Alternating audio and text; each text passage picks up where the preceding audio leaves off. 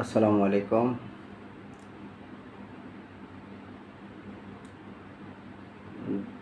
বর্তমান ইরান যুক্তরাষ্ট্র এবং ইসরায়েলের মধ্যে তুমুল বিরোধের আশঙ্কা দেখা গেছে। মার্কিন প্রেসিডেন্ট ডোনাল্ড ট্রাম্প যখন চীন সফর করছিলেন, তিনি যেভাবে যে আশা নিয়ে চীন সফরটা করেছিলেন, চীনের প্রেসিডেন্ট শি জিনপিং তার কোনো আশাই পূরণ করার আশ্বাস দেন নাই। তার প্রত্যেকটা কথা, তার প্রত্যেকটা যুক্তিই তিনি বলেছেন বিপরীতমুখী ট্রাম্পের গেছে। যেমন ট্রাম্প বলেছেন, তুমি ইরানকে দিয়ে যে কোনোভাবে হরমুজ প্রণালী খুলে দাও। শি জিনপিং বলেছেন, আপনি তাহলে যে নেভি ব্লক দিয়ে রাখছেন সেটা আগে ওঠান। সেকেন্ড যেটা বলেছে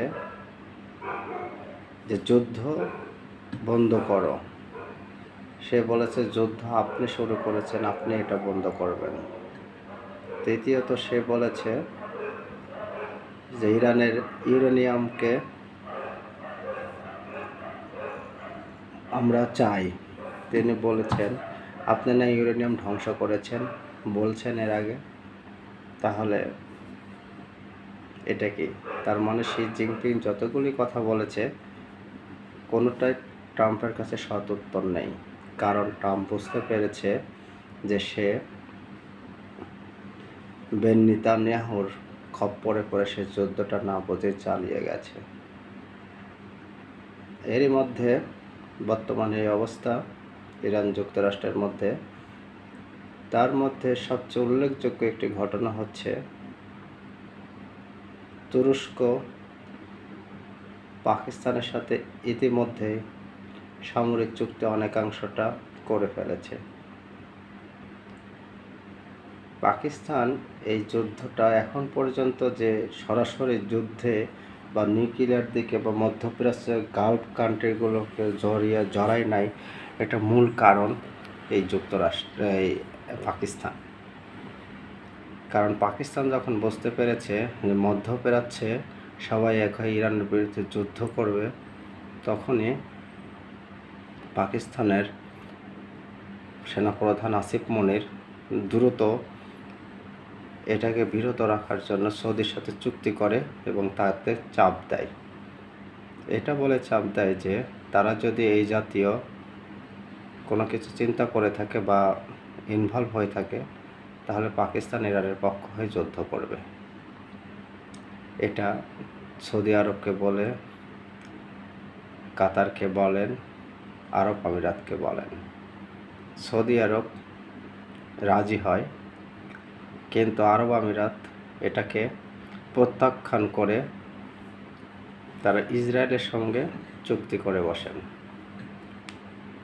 এবং বর্তমান যে খবর সেটা হচ্ছে খুবই ভয়ঙ্কর, যে আরব আমিরাত, ইসরায়েল এবং ভারত তারা একটি যৌথ উদ্যোগ নিয়েছে যে তারা ইরানে বড় ধরনের একটা আক্রমণ করবে আমেরিকার সাথে। তারা এটা প্রায় কমপ্লিট ফাইনাল করে ফেলেছে, ডিসিশন প্রস্তুতি নিয়ে ফেলেছেন। এখন এটা বুঝতে পেরেই ইরানের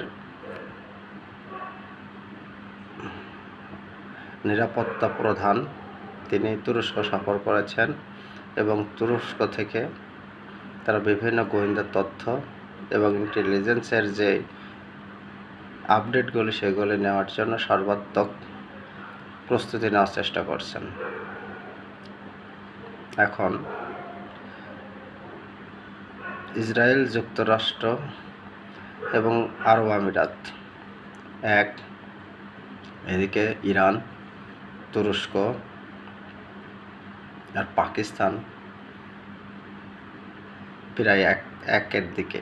পাকিস্তান যদি স্থিতিশীল থাকলেও সাপোর্ট করবে ইরানকে। বর্তমান এই পরিস্থিতি তুরস্ক সরাসরি যুক্ত হওয়ার একটাই কারণ ইসরায়েলে তাদের প্রধান টার্গেট, সেকেন্ড টার্গেট হিসাবে ঘোষণা করেছে তুরস্ককে, আর তুরস্ক বলেছে তারা সবসময় রেডি। এমনকি গতকালকেও তারা আবার রিপিট করেছেন যে তাদের নেক্সট টার্গেট হবে তুরস্ক।